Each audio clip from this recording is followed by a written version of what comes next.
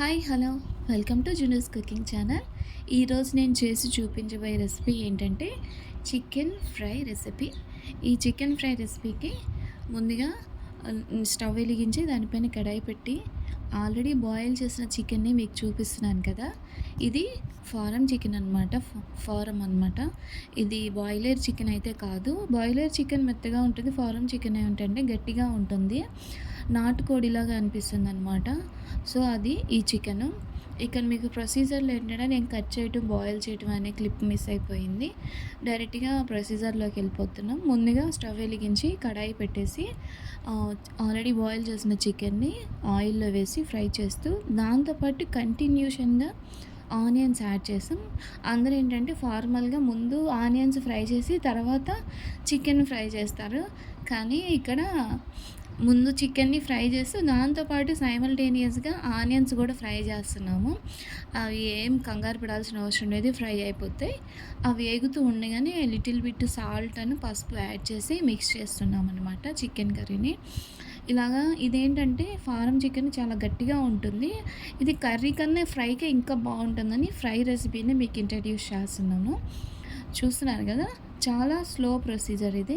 సిమ్లో పెట్టుకొని నీట్గా ఫ్రై చేసుకుంటూ ఉండాలి. ఆనియన్స్ చాలా వరకు మెల్ట్ అయిపోయినాయి, చూసారు కదా. దీనికి ఇప్పుడు ఫ్రెష్గా ప్రిపేర్ చేసినటువంటి అల్లం వెల్లుల్లి పేస్ట్ని యాడ్ చేస్తున్నాము. ఈ అల్లం వెల్లుల్లి పేస్ట్ ఎప్పటికప్పుడు ప్రిపేర్ చేసుకుంటేనే మనకి చాలా మంచిదన్నమాట. ఫ్లేవర్స్ కూడా బాగా వస్తాయి, టేస్ట్ కూడా బాగుంటుంది. స్టోర్ చేసిన దానికి అంత ఫ్లేవర్ ఉంటుందో లేదో నాకు తెలియదు. సో మనకి అవైలబిలిటీ అనేది ఉంది కాబట్టి ఫ్రెష్గా ప్రిపేర్ చేసింది యాడ్ చేసుకుందాం.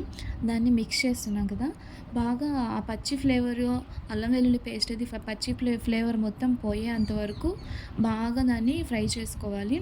అలా ఫ్రై చేసిన తర్వాత లాస్ట్లో దానికి సరిపడా కారం యాడ్ చేస్తాము. సో మీరు చూస్తున్నారు కదా, ఫ్రై అవుతూ ఉందన్నమాట. ఆనియన్స్ కానీ ఏవి కనిపించట్లు అన్నీ ఫ్రై అయిపోయినాయి నీట్గా. ఇప్పుడు తగినంత కారం, మన స్పైస్కి ఎంత కారం సరిపోయిద్దో, మనం ఎంత కారం తినగలుగుతామో అంత కారం యాడ్ చేసుకుంటే బాగుంటుంది.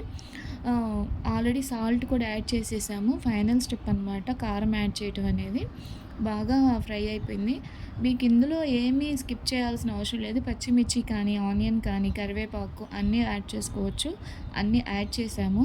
అవి ఒకవేళ యాడింగ్ క్లిప్స్ ఏమైనా మిస్ అయినాయి అని చెప్పాను కదా మీకు. ఫారం కోడి అనేది దాని యొక్క ఎగ్స్ అనమాట అవి. ఇది హెల్దీయే ఒక రకంగా. బాయిలర్తో కంపేర్ చేసుకుంటే ఇది కొంచెం హెల్దీయేను. సో మనకి నాటుకోళ్ళు అనేది చాలా వరకు దొరకనప్పుడు ఇలాంటి క్రేవింగ్స్ని మనం ఇలాంటివి తిని మనం ఇచ్చేసుకోవచ్చు. ఫ్రై అయిపోయింది, చూస్తున్నారు కదా చికెన్. సో బాగా ఫ్రై అయిపోయిన తర్వాత లాస్ట్లో కరివేపాకు ఆల్రెడీ వేసేసాము. కొత్తిమీర వేసి గార్నిష్ చేసుకోవడమే. కొత్తిమీర వేస్తాము. కొత్తిమీర కూడా వేసేసాము. కొత్తిమీర కూడా వేసి బాగా ఫ్రై చేసేసుకొని, అంటే కొత్తిమీర కూడా బాగా కొంచెం ఫ్రైకి ఫ్లేవర్ పట్టేంత వరకు కొంచెం టాస్ చేసుకొని దాన్ని మిక్స్ చేసుకొని ఇంకా స్టవ్ ఆఫ్ చేసుకోవడమే. చూస్తున్నారు కదా, మీకు నచ్చుతుందని అనుకుంటున్నాను నేను. ఈ చికెన్ ఫ్రై ఇది ఫారం కోడితో చేసిందనమాట. ఓకే, నచ్చితే మీరు కూడా ట్రై చేయండి. అంతే. బాయ్.